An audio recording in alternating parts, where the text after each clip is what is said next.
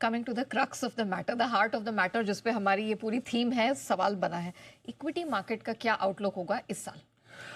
Equity market का outlook बढ़िया है, मजबूत है और हमें लगता है कि इस साल के लिए निफ्टी का टारगेट हम 29,500 लेकर चल रहे हैं। ये हमारा बेस्ट केस सिनेरियो।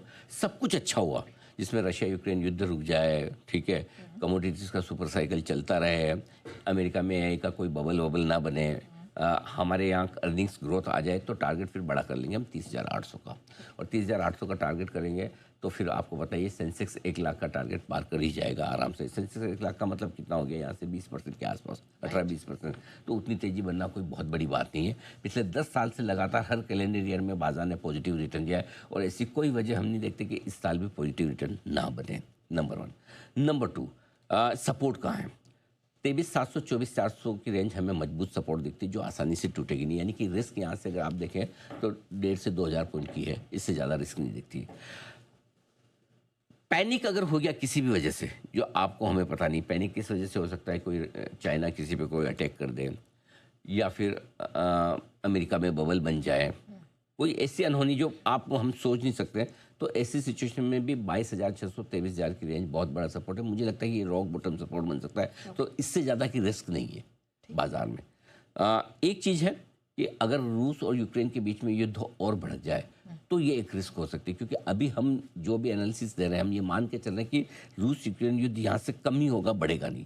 लेकिन अगर बढ़ने का मतलब क्या, यूक्रेन तो जितना लड़ ही रहा है, लेकिन अगर किसी तरह से यूरोप, नेटो ये घुस जाए या अमेरिका भी घुस जाए तो फिर मामला बढ़ सकता है। अगर अमेरिका और नेटो घुसेगा इसका मतलब चाइना पक्का आएगा, तो वो फिर मामला बिगड़ सकता है। सो एक ही रिस्क है, अगर ये युद्ध किसी तरह से बिगड़ा तो फिर ग्लोबल मार्केट में 10-15% का करेक्शन इस वजह से भी आ सकता है। अच्छा, हाँ, क्योंकि फिर आपके दो बड़े वो हाथी भिड़ने वाले हो गए, रशिया चाइना और इधर यूरोप अमेरिका।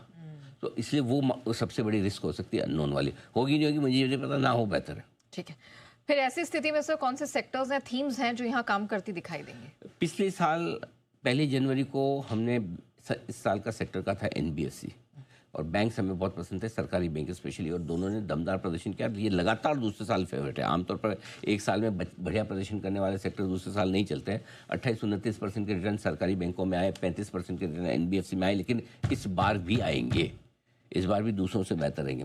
इसके अलावा एफएमसीजी, फार्मा, पावर और टेक्सटाइल, ये 4 सेक्टर में पैसा बनेगा आपका, पक्का बनेगा। कारण आपको पता ही है, फार्मा में ग्लोबल माहौल ठीक है, एफएमसीजी के लिए जीएसटी कट है, पावर शेयरों की डिमांड, वापस पावर की डिमांड बढ़ रही है, और टेक्सटाइल में जैसे ट्रेड डील होगी। चुनिंदा e commerce, new age, digital platform कंपनियों में पैसा बनेगा, क्योंकि वहाँ पर मार्केट का इंटरेस्ट, और मार्केट को लगता है कि नया $1 ट्रिलियन की जो वेल्थ बनेगी भारत में वो शायद इन कंपनियों से बनेगी, तो इनका क्रेज खत्म नहीं होने वाला।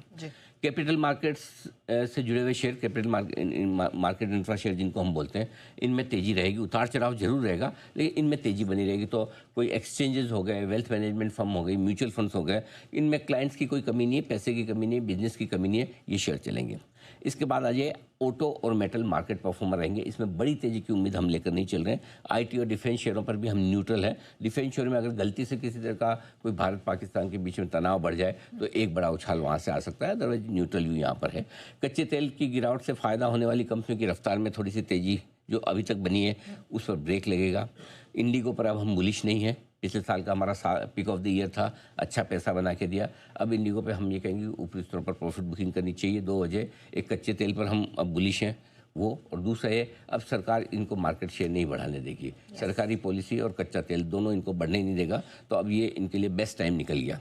ऑयल मार्केटिंग कंपनियां लेकिन अब भी दमदार मुनाफा बनाएगी। कच्चा तेल बढ़ने के बावजूद इनको फ़ायदा होगा, तो इसमें अभी भी आप बने रह सकते, कोई दिक्कत नहीं है। और दिग्गजों में अगर एक कोई पॉजिटिव सरप्राइज निफ्टी को आगे बढ़ाने के लिए दे सकता है तो वो है रिलायंस, जो 10% के आसपास की तेज़ी के लिए तैयार हो रहा है। रिलायंस की 10% की तेज़ी निफ्टी के लिए बड़ी मायने रखती है। ओके, लेकिन सर 2026 में ऐसा क्या है जो ऑब्वियस नहीं है या 2025 में मिसिंग आउट था, जहां अब कुछ नया नवेला देखने को मिल सकता है? तो पहली चीज़ ये है कि 2026 में 2 चीज़ स्पेशल है जो मैं आपको देना चाहता हूँ।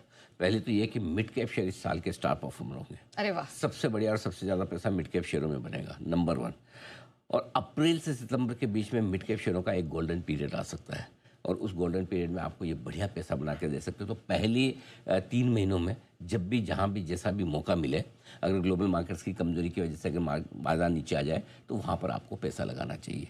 दूसरी चीज़ आपको एक और जो देता हूँ सरप्राइज, वो है PSU शेयर, सरकारी कंपनियों के शेयर इस साल डार्क हॉर्स हो सकते हैं और तेजी का बड़ा पॉजिटिव सरप्राइज दे सकते हैं, क्योंकि पिछला साल उनके लिए काफ़ी खराब रहा। वैल्यूएशंस आकर्षक है, फंडामेंटल्स बेहतर होते हुए दिख रहे हैं। हमें लगता है कि ये आपके लिए बढ़िया हो सकता है।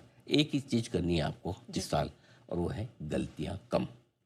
कचरा शेयर में न जाएं, स्टोरीज में न जाएं कि ये स्टोरीज टर्न अराउंड हो जाएगी, इसमें ये कहानी बन जाएगी, इसमें ये, क्योंकि जनरली तेजी के मार्केट में सब कहानी बनाते हैं, लेकिन जब बाजार ख़राब होता है तो फैक्ट्स काम आते हैं, फिक्शन नहीं। इसलिए जहाँ बैलेंस शीट मजबूत है, कैश फ्लोज हैं, प्रॉफिट है, कैपेक्स आपको दिख रहा है, उसका बेनिफिट आने वाला है, अर्निंग्स की सर्टेनिटी है, वहाँ पर फोकस करेंगे तो पैसा बनेगा।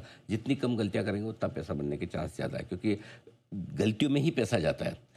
जो आप स्टॉक समझ कर लेंगे, रिसर्च से लेंगे, उसमें पैसा बने ना बने, जाएगा नहीं।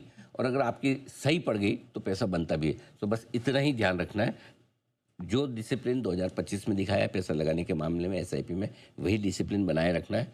इस साल बाजार जब भी कमज़ोर हो, डरना नहीं है और उस कमजोरी वाले मार्केट में पैसा लगाना है। चलिए, तो पूरे कॉन्फिडेंस के साथ तैयारी हमने आपकी करवा दी है साल 2026 की। लखटकिया सेंसेक्स के लिए हो जाइए तैयार। कमोडिटी और कई सेक्टर्स और स्टॉक्स करने वाले हैं कमाल।